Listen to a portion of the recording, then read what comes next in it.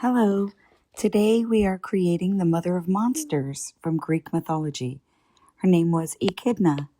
She was the mother of Cerberus, the three-headed dog, Hydra, the Chimera, the Sphinx, the Neman lion, Ladon, the dragon that guarded the golden apples, and Orthrus, a whole bunch of people.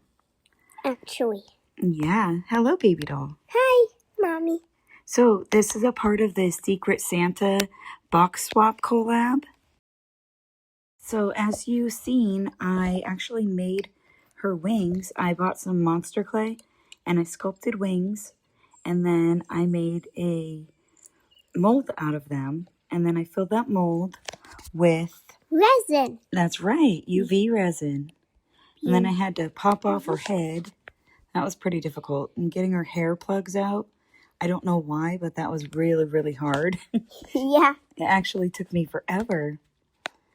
But this project actually started last year. What it was a big group of artists, and we each sent each other boxes of materials. Like I would send one to B, and B would send one to C, and C would send one to me. So everybody got like mixed around.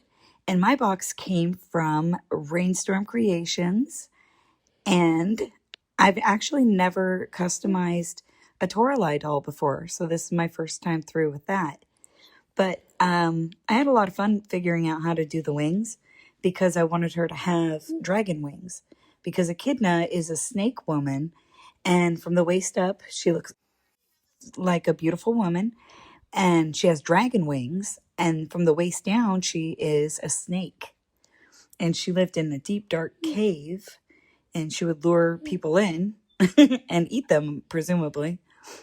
So I had to cut off her ears. What do you got, baby doll? As a kid, born so many monsters. She did have so many monsters. A lot of monster children.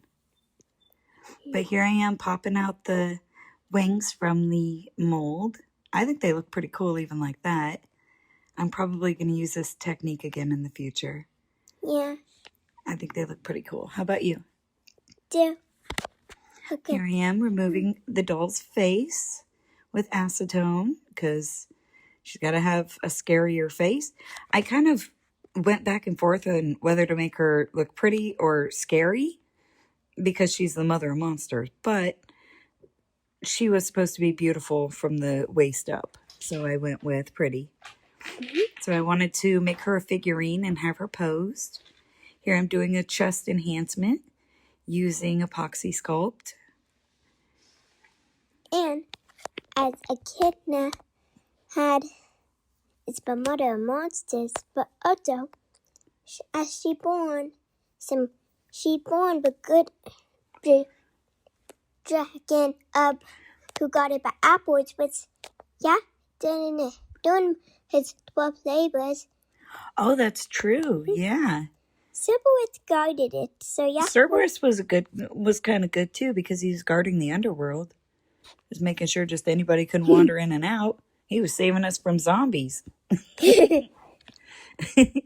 So here I am finishing up the chest. This project actually took like 9 months, I think. And then I covered her tail.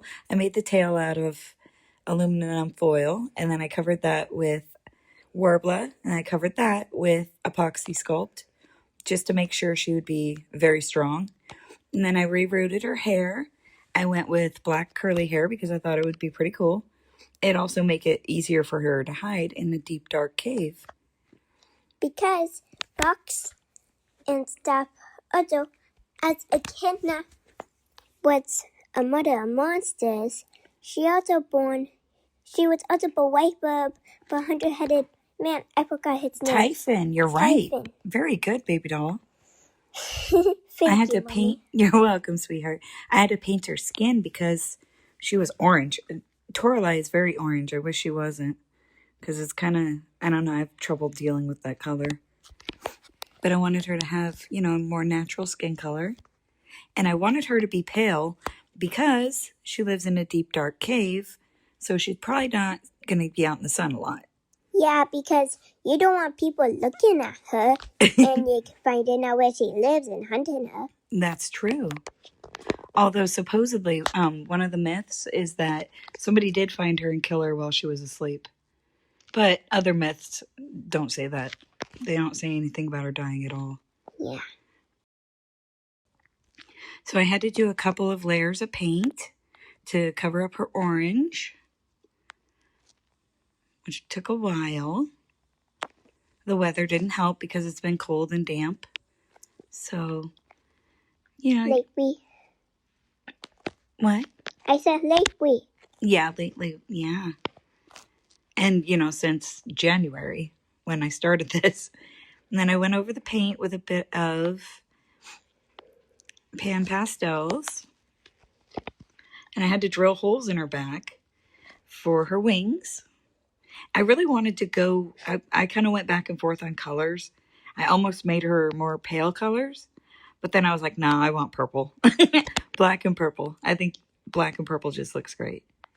So I wanted to try it out. So I was doing some makeup and blushing the body. Ooh. Yeah. I was hoping she would look kind of cold. Because she's in a cave. Also, if you have a ton of... If people going in the cave and not coming out, you will probably need a ton of food, Yeah, she's got to have people going in there so she can eat them. Here I am drawing the eyes on. And feed it to her children. That's true. She had a lot of children. Imagine, for normal humans. Ooh, it'd be a lot.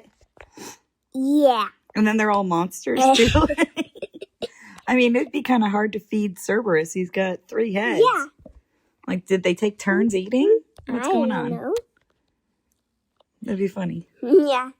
Because they only had one body, so one stomach. Mm-hmm. I don't know. Who gets to eat?